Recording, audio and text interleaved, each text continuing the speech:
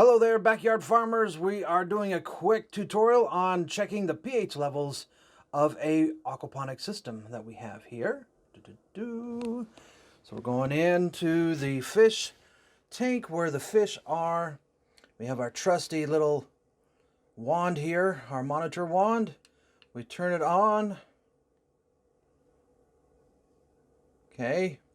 Now our safe levels are between 6.5 and 7.2.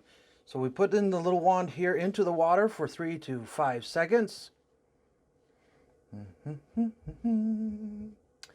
And we get our readout, which is around 8.5. We started with the fish, and we have our Magnificent 7 in there.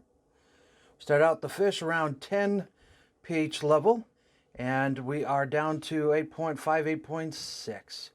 So that is how we check the pH levels within our aquaponics system.